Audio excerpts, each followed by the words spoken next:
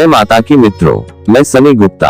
आप सभी का स्वागत है अपने YouTube चैनल कलयुग धार्मिक आस्था में। आज की वीडियो में हम जानेंगे कुलदेवी की पूजा के महत्व के बारे में। क्यों होती है सभी कुलों में अपनी आराध्य कुलदेवियों की पूजा? अगर आपको भी नहीं पता आपकी कुलदेवी कौन है और क्यों होती है उनकी पूजा, तो वीडियो में आखिर तक बने रहें। अगर आप चैनल पर पहली बार आए हैं तो चैनल को सब्सक्राइब करें ताकि आपको आगे आने वाली हमारी सारी धार्मिक वीडियो समय पर प्राप्त होती रहे। वीडियो पसंद आए वीडियो को लाइक करें और अपने दोस्तों में शेयर करें। भारत में कई समाज या जाति के कुलदेवी और देवता होते हैं। भारतीय लोग हजारों वर्षों से अपने कुलदेवी और देवता की पूजा करते आ रहे हैं। कुलदेवी और देवता को पूजने के पीछे एक गहरा रहस्य है जो बहुत कम लोग जानते होंगे। आओ जानते हैं कि सभी के कुलदेवी देवता अलग क्यों होते हैं और उन्हें क्यों पूजना जरूरी होता है और क्या है कुलदेवी का महत्व। जन्म, विवाह आदि मांगलिक कार्यों में कुलदेवी या देवताओं के स्थान पर जाकर उनकी पूजा की जाती है या उनके नाम से स्तुति की जाती है। इसके अलावा एक ऐसा भी दिन होता है जबकि संबंधित कुल के लोग अपने देवी और देवता के स्थान पर इकट्ठा होते हैं। कई लोग ऐसे हैं जिन्हें अपनी कुलदेवी पता ही नहीं और कुछ लोग ऐसे भी हैं जिन्हें कुलदेवी पता है परंतु उनकी पूजा या फिर साधना पता नहीं है। कुलदेवता कुलदेवी इष्ट आपके परिवार परंपरा अनुसार ही होते हैं। जन्म कुंडली से उसका कोई लेना देना नहीं है। कुछ लोग जन्म कुंडली के पंचम भाव अनुसार कह देते हैं कि यही आपका इष्ट देवता, लेकिन यह सही नहीं है, सिर्फ मन बहलाने की बातें हैं। इस प्रकार से तो घर में 6 लोग हैं, सभी की कुंडली में लग्न अलग अलग होंगे, तो क्या एक ही परिवार में 6 कुल देवता हो जाएंगे? तो फिर तो ये बहुत बड़ी दुविधा होगी। एक कुल में केवल एक ही कुलदेवी देवता होते हैं। इसीलिए अपने परिवार के बड़े बुजुर्ग से पता करें या फिर अपने कुल पुरोहित से पता करें कि आपका कुल देवता कौन है, यही सही होगा। तब भी जानकारी न हो तो आगे मैं आपको कुलदेवी का पता न होने पर उनकी पूजा कैसे करें इसके ऊपर भी एक वीडियो बना दूंगा। जिन लोगों को अपने कुलदेवी और देवता के बारे में नहीं मालूम है या जो भूल गए हैं, उनको ऐसा समझा जाता है वे अपने कुल की शाखा और जड़ों से कट गए हैं। कुल देवता और कुलदेवी सभी के अलग अलग क्यों होते हैं? इसका उत्तर यह है कि सभी का कुल अलग होता है तो स्वाभाविक है कि कुलदेवी देवता भी अलग अलग ही होंगे। कुलदेवी कुल की रक्षा करती है। जिनको हमारे पूर्वज पूजते आए हो वो देवी देवता हमारे कुलदेवी के रूप में माने जाते थे। दरअसल हजारों वर्षों से अपने कुल को संगठित करने और उसके इतिहास को संरक्षित करने के लिए ही कुलदेवी और देवताओं को एक निश्चित स्थान पर नियुक्त किया जाता था। वह स्थान उस वंश या कुल के लोगों का मूल स्थान होता था। मान लो कोई व्यक्ति गुजरात में रहता है लेकिन उसके कुलदेवी और देवता राजस्थान के किसी स्थान पर है। यदि उस व्यक्ति को यह मालूम है कि मेरे कुलदेवी और देवता उस स्थान पर है तो वह वहां जाकर अपने कुल के लोगों से मिल सकता है। वहां हजारों लोग किसी खास दिन इकट्ठा होते हैं। इसका मतलब है कि वे हजारों लोग आप ही के कुल के हैं। हालांकि कुछ स्थान इतने प्रसिद्ध हो गए हैं कि वहां दूसरे कुल के लोग भी दर्शन करने आते हैं। जरूरी ये भी नहीं है कि कुलदेवी का मंदिर कुल के लोगों ने ही बनाया हो।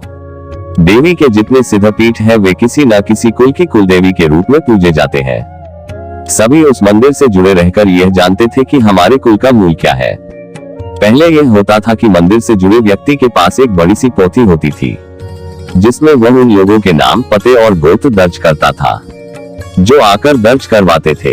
इस तरह एक ही कुल के लोगों का एक डाटा तैयार हो जाता था। यह कार्य वैसा ही था जैसा कि गंगा किनारे बैठा तीर्थ पुरोहित या पंडित आपके कुल और गोत्र का नाम दर्ज करते हैं। आपको अपने परदादा के परदादा का नाम नहीं मालूम होगा लेकिन उन तीर्थ पुरोहित के पास आपके पूर्वजों के नाम लिखे होते हैं। इसी तरह कुलदेवी और देवता आपको आपके पूर्वजों से ही नहीं जोड़ते बल्कि वह वर्तमान में जिंदा आपके कुल खानदान के हजारों अनजान लोगों से भी मिलने का जरिया भी बनते हैं। इसीलिए कुलदेवी और कुल देवता को पूजने का महत्व है।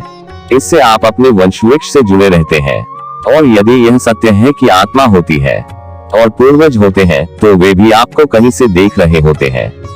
उन्हें यह देखकर अच्छा लगता है और वे आपको ढेर सारे आशीर्वाद देते हैं।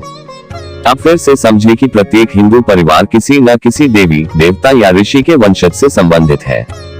उसके गोत्र से यह पता चलता है कि वह किस वंश से संबंधित है।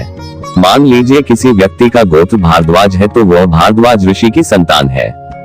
कालांतर में भारद्वाज के कुल में ही आगे चलकर कोई व्यक्ति हुआ और उसने अपने नाम से कुल चलाया, तो उस कुल को उस नाम से लोग जानने लगे। इस तरह हमें भारद्वाज गोत्र के लोग सभी जाति और समाज में मिल जाएंगे। हर जाति वर्ग किसी न किसी ऋषि की संतान है और उन मूल ऋषि से उत्पन्न संतान के लिए वे ऋषि या ऋषि पत्नी कुलदेव व कुलदेवी के रूप में पूज्य है।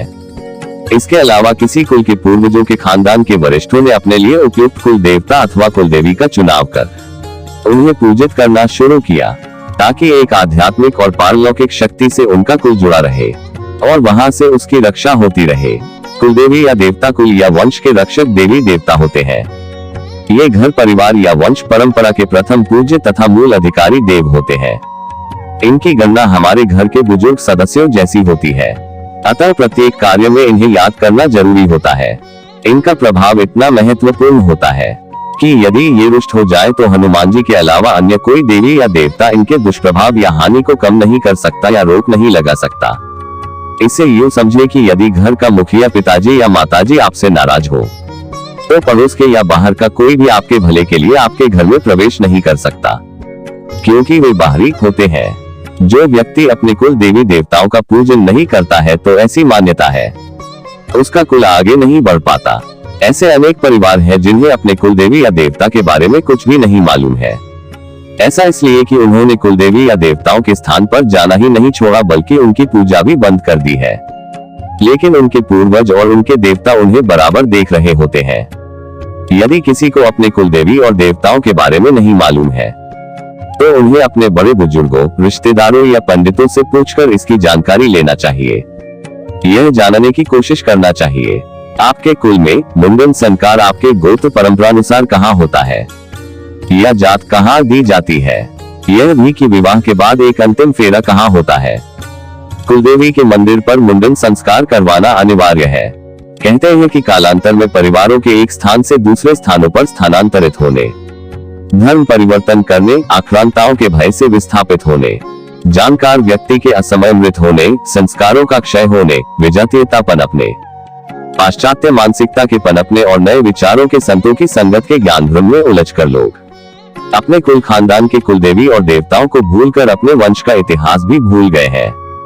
खासकर यह प्रवृत्ति शहरों में देखने को ज्यादा मिलती है। ऐसा भी देखने में आया है कि कुल देवी देवता की पूजा छोड़ने के बाद कुछ वर्षों तक तो कोई खास परिवर्तन नहीं होता, लेकिन जब देवताओं का सुरक्षा चक्र हटता है तो परिवार में घटनाओं और दुर्घटनाओं का दौर शुरू हो जाता है। उन्नति रुकने लगती है, ग्रह कलह, उपद्रव व अशांति आदि शुरू हो जाती है। आगे वंश नहीं चल पाता है। पिताद्रोही होकर व्यक्ति अपने वंश को नष्ट कर लेता है। इसलिए कुलदेवता या कुलदेवी का हमारे जीवन में बहुत महत्व होता है। इनकी पूजा आदिकाल से चलती आ रही है। इनके आशीर्वाद के बिना कोई भी शुभ कार्य नहीं होता है। यही वो देव या देवी है जो कुल की रक्षा के लिए हमेशा सुरक्षा घेरा बनाए रखती है। आपकी पूजा पाठ, व्रत, कथा, जो भी आप धार्मिक कार्य करते हैं उनको वो आपके इष्ट तक पहुंचाती है। इनकी कृपा से ही कुल वंश की प्रगति होती है। लेकिन आज के आधुनिक युग में लोगों को यही नहीं पता कि हमारे कुलदेव या देवी कौन है, क्योंकि पता ही नहीं चल रहा कि इतनी मुसीबतें आ क्यों रहे हैं। आपने देखा होगा बहुत से ऐसे लोग भी हैं जो बहुत पूजा पाठ करते हैं, बहुत धार्मिक है, फिर भी उसके परिवार में सुख शांति नहीं। बेटा बेरोजगार होता है, बहुत पढ़ने लिखने के बाद भी पिता पुत्र में लड़ाई होती रहती है। जो धन आता है घर में पता ही नहीं चलता कि कौन से रास्ते निकल जाता है। शादी नहीं होती, शादी किसी तरह हो गई तो संतान नहीं होती। ये संकेत है कि आपके कुलदेव या देवी आपसे रुष्ट है। आपके ऊपर से सुरक्षा चक्र हट चुका है, जिसके कारण नकारात्मक शक्तियां आप पर हावी हो जाती है। फिर चाहे आप कितना पूजा पाठ करवा लो, कोई लाभ नहीं होगा। लेकिन आधुनिक लोग इन बातों को नहीं मानते। आंखें बंद कर लेने से रात नहीं हो जाती, सत्य सत्य ही रहेगा। जो हमारे बुजुर्ग लोग कह गए वो सत्य है। भले ही वो आप सबकी तरह अंग्रेजी स्कूल में ना पढ़े हो, लेकिन समझ उनमें आपसे ज्यादा थी। उनके जैसे संस्कार आज के बच्चों में नहीं मिलेंगे। इसलिए आपसे निवेदन है, अपने कुलदेव या देवी का पता लगाओ और उनकी शरण में जाओ, अपनी भूल की क्षमा मांगो। हम पर चाहे किसी भी प्रकार की कोई भी बाधाएं आने वाली हो तो सर्वप्रथम हमारी सबसे ज्यादा चिंता बड़े बुजुर्ग को होती है। कुलदेवी की कृपा से कई जीवन के ऐसे कार्य हैं जिनमें पूर्ण सफलता मिलती है। मैं आशा करता हूँ कि हमारे द्वारा दी गई जानकारी कुलदेवी का रहस्य आप सभी को बहुत पसंद आया होगा। तो दोस्तों, ये है कुलदेवी के महत्व की जानकारी। आगे भी आप सभी को सभी देवी देवताओं तीर्थों, प्राचीन मंदिर और पूजा पाठ से जुड़ी जानकारी देता रहूंगा। मिलते हैं अगली वीडियो में। जय माँ काली, हर हर महादेव।